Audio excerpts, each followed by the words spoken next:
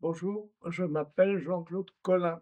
Je suis né en 1932, ce qui veut dire qu'à l'heure d'aujourd'hui, j'ai 93 ans. Mais j'ai la chance d'être en bonne santé, tous mes organes fonctionnent bien et à la loterie des gènes, je pense avoir gagné le gros lot. Alors, comme tous les jeunes Français de mon époque, j'ai dû faire mon service militaire. Et c'était en 1956, c'était la guerre d'Algérie, et on faisait un service assez long de plus de 2 ans. Alors, pour meubler mon service, parce que c'était un peu long de passer 2 ans sous les drapeaux, j'ai décidé d'être plongeur des mineurs, parce que j'étais un bon nageur et un pas mauvais apnéiste, et tout ce qui touchait à la mer me plaisait bien. Alors j'ai posé ma candidature. Il y avait d'abord une épreuve médicale et ensuite il y avait une épreuve technique pour savoir si on était capable de nager, suffisamment bien. Alors l'épreuve technique, c'était la grande digue de Saint-Mandrier qui fait 1,2 km. On nous mettait à la racine de la digue équipés d'un vêtement de plongée, d'une ceinture de plomb, masque, tuba, palme. Et puis, chronométré, vous devez arriver à aller à l'autre bout de la digue où on va vous accueillir. Alors je suis parti en compagnie d'un grand gaillard athlétique. On partait en binôme. Alors il part le premier et à ma grande stupéfaction, je vois qu'il nageait la brasse. Et nager la brasse avec des palmes, c'est pas évident. Alors, bon, ben, je l'ai laissé partir devant, puis je l'ai rattrapé, je l'ai doublé, et puis je ne l'ai plus jamais revu. Il n'a jamais réussi à passer l'épreuve. Alors, ça a été mon premier contact, moi, avec les démineurs. Ensuite, j'ai été reçu à l'école de plongée, et j'ai eu la chance d'avoir comme commandant Philippe Taillez. C'était un phénomène, un type extraordinaire, qu'on aimait bien. Avec lui, j'ai fait des choses très étonnantes.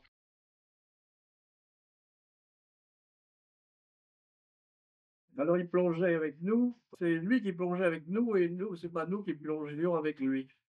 Je m'explique parce que quand on faisait des exercices dangereux où on manipulait beaucoup d'explosifs, devant l'école de Saint-Mandrier, il y avait des barges en ferraille qui avaient été coulées là, à notre intention. Et avec des explosifs, ah bon, on faisait des trous dans la coque, on faisait couper des membrures, on faisait des trucs comme ça. Et comme c'était très dangereux, de temps en temps, quand on bidouillait ça, et on le voyait arriver. Alors il venait tout seul, hein. Il venait voir si toutes les conditions de sécurité étaient bien appliquées. Lui, il avait une notion du danger quand même. Alors pour vous donner une idée des conneries qu'on faisait de temps en temps, avant de faire péter nos pétards, c'est généralement du plastique, mais jamais plus d'1 kilo à la fois, hein, c'était pas des très grosses charges. On attendait que le poisson revienne. Alors il y avait des bancs de sprat qui venaient, parce que comme on avait remué les sédiments, tout ça, il y avait des petits animalcules à bouffer. Alors le banc de sprat revenait là où on avait travaillé. Et puis alors à ce moment-là, on allumait le truc. Et alors, boum, il tombait au fond. Taïeb évidemment était au courant de ces pratiques, il n'aimait pas hein, qu'on fasse ça. Et un jour, après ces exercices-là, on voit deux gendarmes maritimes qui nous regardaient à la jumelle, catastrophe. Alors on rentre à la base, bien sûr, puis les poissons, on fout ça à l'eau. On s'est dit, ils nous voient en train de pêcher à l'explosif. Alors on rentre à la base, effectivement, sur le ponton, il y avait les deux gendarmes maritimes qui étaient là et qui ont demandé quel est le responsable ici, qui est le patron de la vedette, le premier maître Corcuf, là, qui nous dit c'est moi. Alors les gendarmes lui disent mais comment ça se fait que sur votre bateau, il y avait des hommes qui étaient nus? Alors ben, ils n'étaient pas nus, ils étaient habillés pour se changer leurs habits. Alors vous comprenez, c'est absolument impossible parce que vous avez un service de la marine nationale avec un pavillon derrière et voir des nudistes à bord, il y a des plaisanciers qui passent, c'est absolument inadmissible. On va faire un rapport dans ce sens-là. On a regretté d'avoir foutu nos poissons à l'eau. Taïeb, évidemment, a eu le rapport, hein. Mais il a déchiré.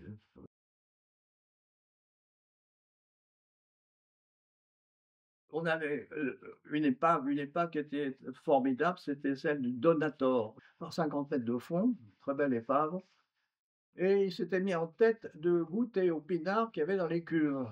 Il y avait deux cuves à vin sur le pont, C'était des cuves comme des cuves de camions-citernes. J'ai plongé, moi, avec une mission, c'était de prendre des photos pour savoir comment les cuves étaient fixées sur le pont. Est-ce qu'elles avaient des pattes soudées? Est-ce qu'elles avaient... Alors, j'ai plongé, et j'ai plongé avec 2 camarades qui avaient une caméra, qui était dans un espèce comme une cocotte minute avec une grande vitre, avec un appareil de pressurisation, pour garder la pression dans la caméra.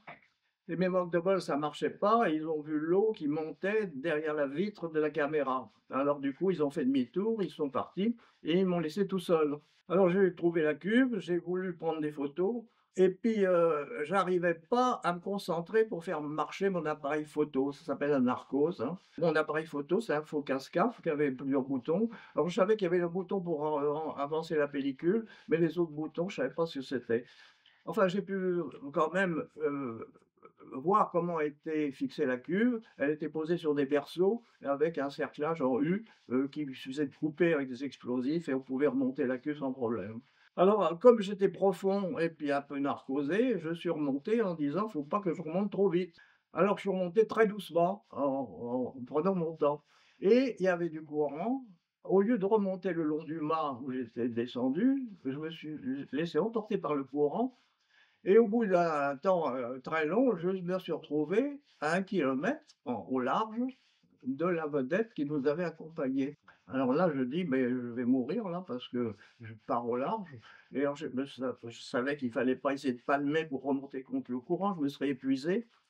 Alors j'ai dit: «J'ai pas froid, donc je peux peut-être tenir des heures, hein, et puis peut-être qu'il y a un plaisancier qui va me trouver». Alors j'ai eu l'idée qui était, l'idée qu'il fallait avoir, j'ai décroché mes palmes et je les ai mis comme des oreilles au-dessus de ma tête. Alors c'était des palmes de très grande dimension et avec ça, ils m'ont immédiatement repéré. Ils sont venus me chercher et puis ils m'ont fait faire un palier de décompression, avec un narguilé, sous la vedette. La suite de l'histoire, Staillès après, qui voulait toujours goûter au pinard, il a fait une autre expédition avec, des pistolets plante-goujon. C'est un pistolet avec une cartouche d'explosif qu'on règle selon l'épaisseur de la tôle à percer. Alors là, comme c'était des cuves à vin, c'était une tôle assez fine qui était émaillée à l'intérieur. Il fallait pas, que le goujon fasse un énorme trou. Il a planté 2 goujons munis de robinet. Dans un des goujons, il a envoyé un petit peu d'air comprimé avec une bouteille de plongée. Puis l'autre goujon, il y avait un tuyau qui remontait en surface et dans un récipient, ben, il a fait couler le pinard de la cuve et a pu y goûter, mais c'était tourné au vinaigre. Alors, si bien que les cuves, ben, sont toujours sur le pont du Donator, voilà.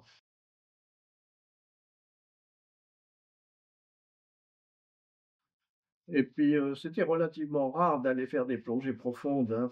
Normalement, on restait, ce qu'on à l'école de plongée, tout marchait par 6 mètres, hein. Quand tu as débuté, tu mettais à 6 mètres, après tu avais 12 mètres, c'était la profondeur des visites de coque, tu vois? Pour aller sous les bateaux, pour faire des inspections de coques. Tous les paquebots qui partaient de Toulon ou des grandes villes d'Oran, d'Alger, il y avait des plongeurs qui faisaient des visites de coques. Alors ils passaient sous le bateau, de l'avant à l'arrière. Quelquefois, entre la coque et le fond de l'eau, il y avait 1 mètre, il fallait se glisser, tu avais le scaphandre qui raclait sur le fond. Puis alors, c'était plein de cochonneries parce que le bord du quai, il y a plein de bouteilles de verre, des trucs comme ça, des gens qui jettent tout trucs dans l'eau. Alors, c'était pas marrant. Alors, on faisait des visites de coque la nuit, quelquefois, avant que le paquebot parte. Alors, on partait à 2 en binôme, on était accrochés par une sangle au poignet, une sangle de 3 mètres de long. Et puis, alors la nuit, avec des lampes électriques, on passait sous le bateau, puis on allait voir. Alors, on faisait gaffe aux prises d'eau sur les bateaux à vapeur. Il y a des prises d'eau avec des grillages et qui aspirent l'eau pour le condenseur. Alors là, il fallait pas aller près des prises d'eau parce que tu pouvais aspirer. Alors, on faisait gaffe. Et puis après, on allait d'avant à l'arrière, on regardait les hélices, on regardait le gouvernail. Et puis après, on montait, on disait, bon, ça y est, il n'y a rien. Nous, les plongées profondes, nos cours de plongée, c'était 30 mètres. On appelait ça plongée profonde. J'ai plongé plus profond, mais en dehors des cours de l'école.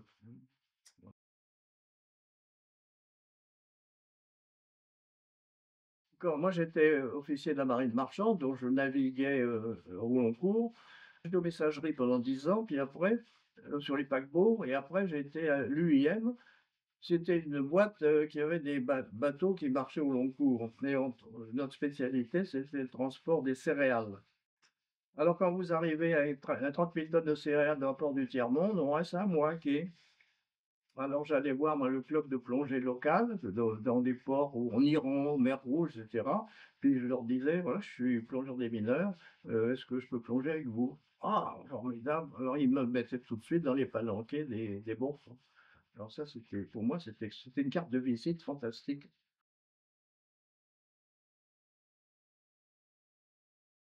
J'ai déjà posé la question, au directeur de l'école actuelle.